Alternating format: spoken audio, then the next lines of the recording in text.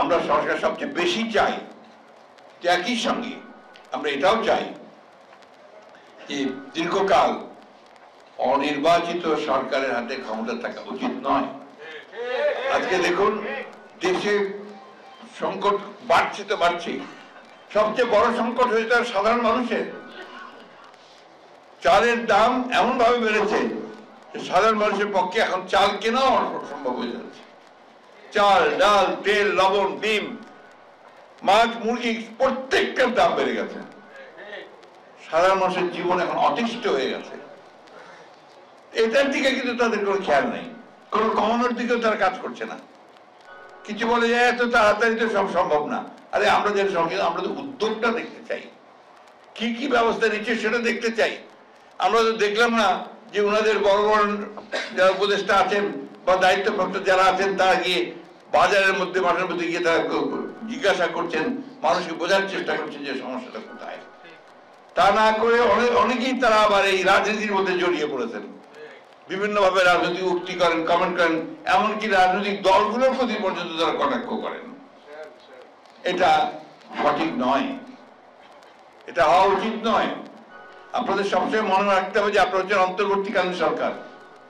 আপনাদের মূল দায়িত্ব হচ্ছে সংস্কার করতে চান সংস্কার করবেন, সেই সঙ্গে একটা নির্বাচন করবেন যে নির্বাচনটা সকলের কাছে গ্রহণযোগ্য হবে। এটাই হচ্ছে এক প্রধান কাজ করে নির্বাচিত সরকারের হাতে ক্ষমতা হস্তান্তর করতে হবে। রাজনৈতিক দলগুলো আপনার প্রতিপক্ষ নয়, রাজনৈতিক দলগুলো আপনাদের সহযোগিতা করছে, সহযোগিতা করেই চলেছে। আপনারা এই রাজনৈতিক দলগুলোর সঙ্গে কোনো কথাবার্তা বলছেন না, সহযোগিতা ওইভাবে করছেন না। আমি কথাটা এই জন্য বললাম যে এটাই হচ্ছে কিন্তু সবচেয়ে ভালো পথ, যেখানে আপনার জনগণের সঙ্গে এই সরকারের একটা আরো ঘনিষ্ঠতা সৃষ্টি হবে। আমি কথা বাড়াবো না, শুধু এইটুকু বলতে চাই যে আজকে এই সবার মধ্য দিয়ে জনগণের কাছে আমি এই আহ্বান জানাতে চাই যে আমরা যেন অস্থির না হই, আমরা যেন হতাশ না হই।